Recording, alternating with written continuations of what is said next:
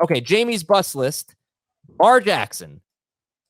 Pretty interesting player right now. He was QB5 per game, and that was while leaving one game extremely early, and that was in a 6-point per passing touchdown league. What's your bust case for Lamar Jackson?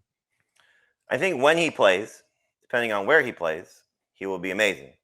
I'm just very concerned that he is going to play his amount of accrued games to get his year of service in if he's still playing on the franchise tag, and not very interested in being the quarterback that we've seen. So everything just feels so off with this, and it's not him. Believe me, when he's on the field, he's going to be awesome. If in fact he's compensated the way that he should be, I hope Baltimore and Lamar Jackson come to some sort of agreement, and he's their long-term quarterback for the future. But just everything feels like, should he be in the same range as the top 4 guys? If you want to, put Justin Fields, their top 5 guys. Is he better than Justin Herbert right now? Is he safer? I guess probably a better word. Safer than Justin Herbert right now. Is he safer than, with just as much upside, Trevor Lawrence right now? Like, he's falling closer to 10 than he is to 5. And I hate that, because I think he's a top 5 talent. And so he just feels like, we're doing early drafts. I mean, obviously that's part of our job.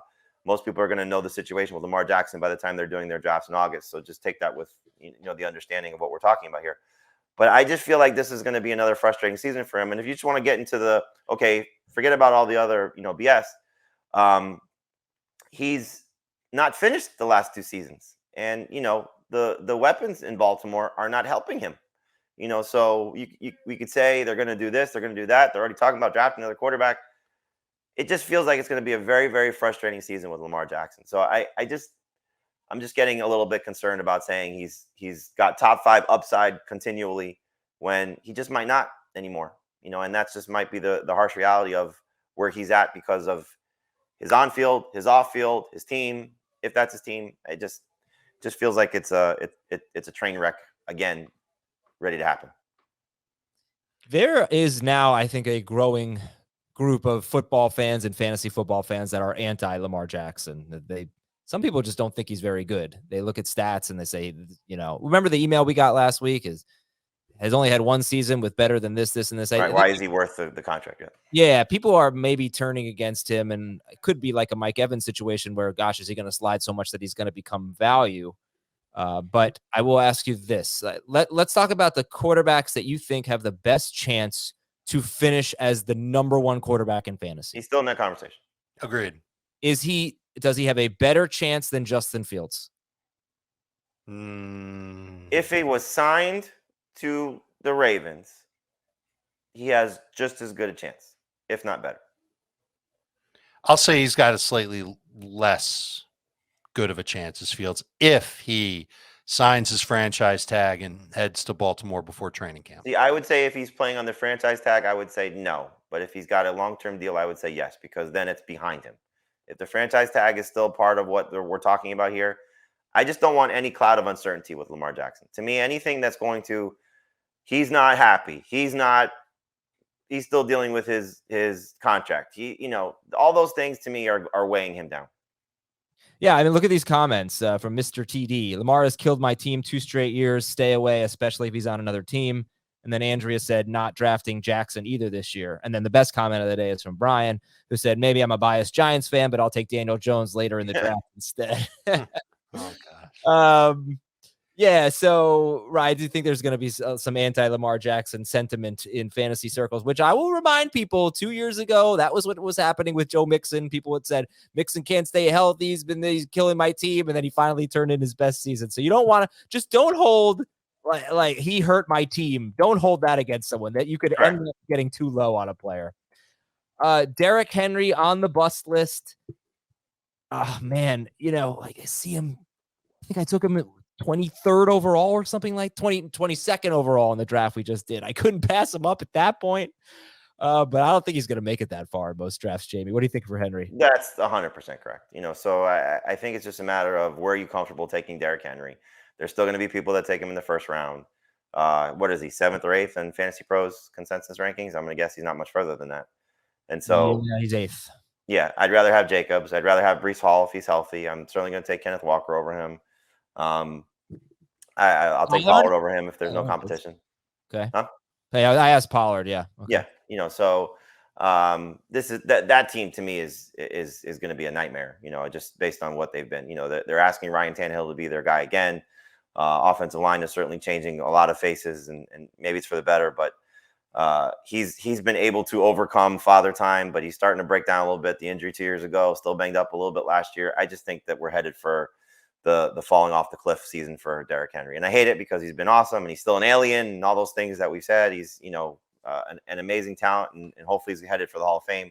But I just feel like this is the year where just everything comes off the rails for him, and the fact that they've already talked about wanting to trade him, you see the direction this is heading. It's just the time to, trade Derrick Henry in Dynasty. You might have missed the window to get maximum value, but I would certainly explore it for sure if you still are able to this offseason. I just think this is going to be the train wreck season for him, unfortunately. You agree, Dave? I don't. I acknowledge that he's an older running back, and usually you want to stay away from those guys. You'd rather get out on them a year before than the year that they do break down. But we've had the conversation about Derrick Henry last year, and he averaged 19.1 PPR points per game. And I think even if you lower the expectations down from there to 17, 16 and a half, I think he'll come through. He dealt with a terrible offensive line last year, 19.1 PPR points per game. Dealt with a beat up Ryan Tannehill and even a game with Malik Willis.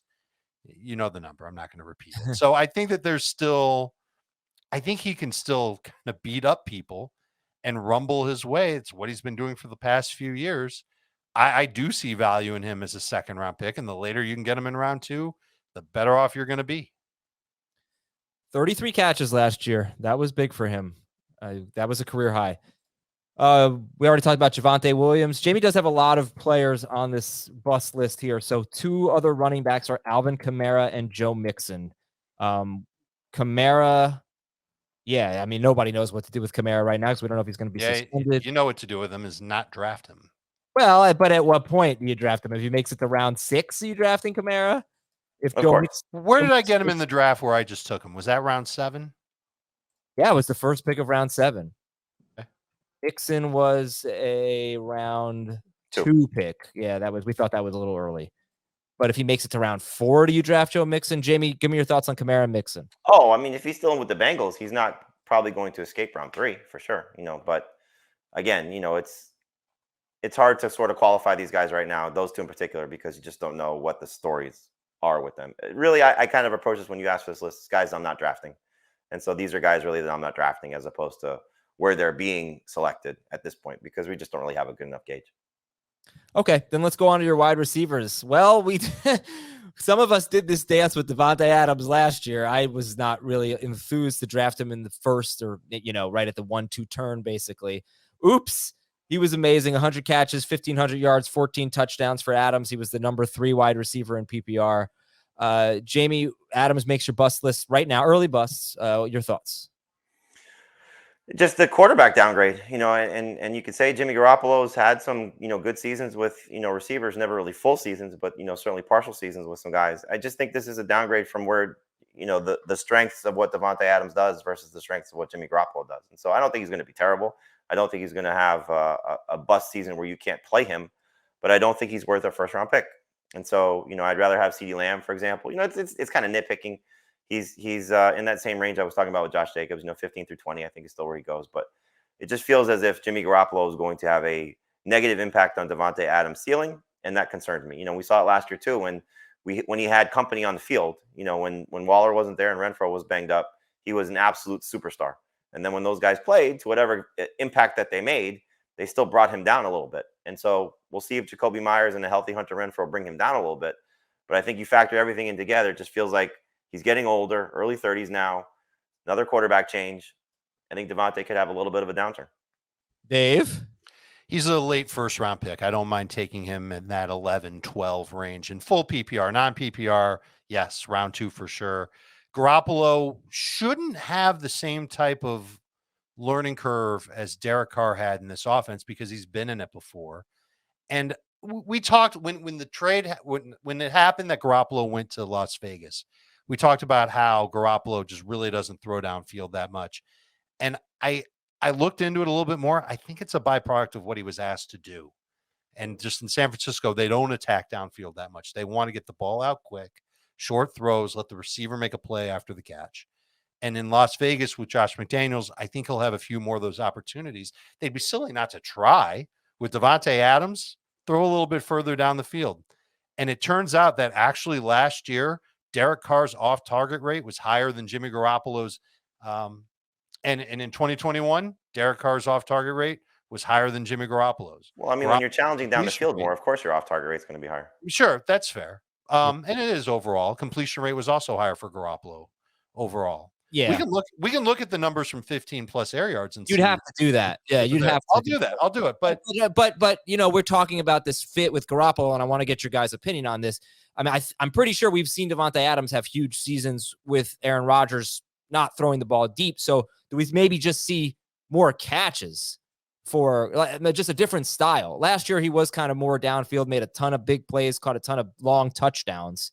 But maybe we just see a different version of Davante Adams, and he's just getting more catches, basically, on shorter throws. Could see a lot of that, too. Yeah. I mean, I think that's where they go if Garoppolo can't get it done deep. Here are the numbers on 15-plus air yard throws last year. Derek Carr's completion rate, 40.7. Jimmy Garoppolo's, this isn't good, 34.1%. Off target on those throws, 31.5% for Carr, 22.7% for Garoppolo. That's not that bad for Garoppolo. That is pretty bad for Derek Carr. The EPA per dropback, both over the past 2 years, much better for Carr than Garoppolo in this specific category. So, and certainly yards per attempt, not as many attempts for Garoppolo as there was for Carr. You've got to hope that Garoppolo can get it done if he's asked to get it done. And if he's not asked to get it done, then that does take away from Davante Adams. Yeah. I think it's a really interesting question of, do you ever downgrade a player who is getting old if he hasn't shown any signs of decline? Because you're talking about your first pick potentially here. Do you want to spend it on what was he, 30 years old this year? Yeah. Do you want to spend it on a 30-year-old wide receiver? Or do you want to spend it on a second-year running back like Ken Walker? It's an interesting, maybe you could do both, but let's say you couldn't, do you care about Davante Adams' age? Because he's still a superstar. But that's how you win. It's however this decision works out for you. You gamble on him and he has another one of those seasons and you're like, okay, I took the chance and he was still superstar, or I'm avoiding it and you made the right call because you went with Walker, or you went with Diggs, or you went with CeeDee Lamb, or you went with, whoever other player you have in that range, quarterback, whatever the case may be. So there's really, I don't think, a way to, qualify that unless you just start to nitpick each player. Right. Well, yeah. I guess in general, do you care? And this is a Kelsey conversation too. Do you care about age on a player who has not shown any signs of decline, but is obviously getting to a concerning age? I think you certainly should with running backs. I mean, they showed the decline. Henry, I think, is showing some decline. Easily. Right? Like Eckler, I don't know that he is, but Henry. Eckler has not shown any decline as of now. But where's the decline for Henry in terms of metrics from last year to the year before? I think it's the last 2 years for Henry. His yards per carry have been much lower.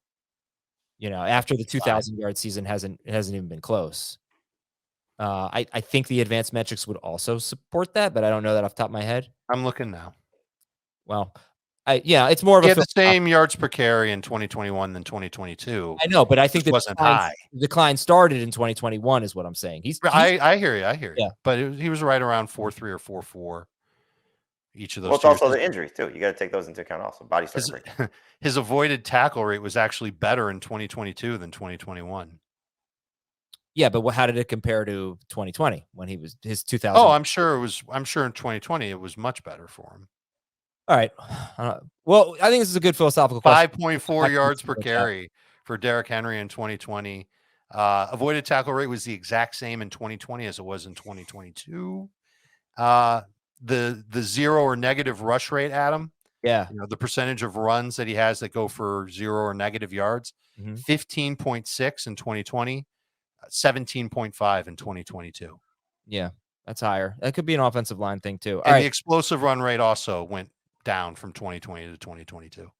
DeAndre Hopkins is on your bust list, Jamey. And we talked about him earlier, didn't we? Yeah. Okay. We'll skip him. Sorry. We did that one at the top of the show. Let's talk about Terry McLaurin. And then we'll talk about 2 49ers. And then we'll talk about going outside and enjoying 75-degree weather. Terry McLaurin is on your bust list. Just what? Not like, where's the excitement? Where's the fun in drafting Terry McLaurin, right? Yeah. I think, again, I'll critique myself because, again, I think where he's going to get drafted is probably not a bad gamble on, a receiver that's being, I hope, ranked and considered as a number 3 receiver. I still think he's the better of the talent. I think he's the better talent of the two ahead of Jahan Dotson, but now he's got Jahan Dotson there. Sam Howell's still the quarterback, or maybe Jacoby Brissett. We'll see how this quarterback battle plays out. I don't think either one, unless Howell is just such a huge surprise, which would be fantastic, is going to support 2 receivers playing at a high level. Feels like it's still going to be a very run-heavy offense. And so McLaurin has disappointed us more times than not since his start of his career in terms of, can he get to that next level? We've been saying that. Can he take the next step? Can he become this breakout player? He just hasn't done it, And so I think he's a good number 3 receiver. I think he should be drafted in the same range as Mike Evans and Christian Kirk and those other guys we were talking about.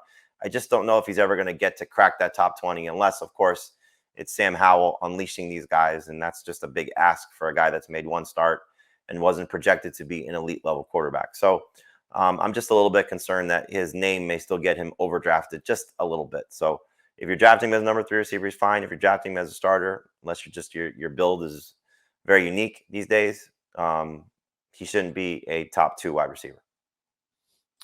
I think Caleb Williams is going to be starting for the Commanders in 2024. That would be great. Yeah. And really the sentiment, just to go back to Lamar Jackson, I think if their team had been sold already and they had the financial capabilities to sign Lamar Jackson and pay Lamar Jackson, they would have done it. Yeah, and the last 2 busts for you are 49ers, Deebo Samuel and George Kittle. Are they related?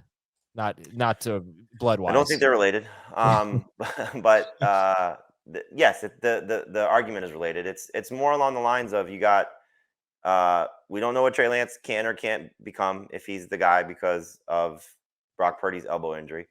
Purdy's situation, the fact that he may not be 100% until early in the season, who knows how that's going to go. There's just so many mouths to feed in this offense. And, while George Kittle was great at finding the end zone last year, he did a lot of that when Deebo was banged up. Deebo clearly is going to lose because Christian McCaffrey's there and not giving him the opportunity to get the carries that made him so successful 2 years ago. Ayuk is going to be part of the team unless there's a surprise trade, so you have another receiver that's in the mix. I just think there's just too many mouths to feed in an offense that is very content on still running the ball, going to feature Christian McCaffrey, and a very, very uncertain quarterback situation right now. So if you're getting these guys at the right values, again, the whole sentiment for me at least, I love it. So if you can get Kittle as the 7th, 8th tight end off the board, that's great. But I still think he's going to push himself closer to the top 5 than he is going to be top 7. Deebo's going to still be, I think, in the round 3 range, which is fortunate because I don't think he's worth it. And so both those guys, I think, are going to get drafted a little bit too soon based on what they've done over the last several years for Kittle, really the majority of his career. Both still starters.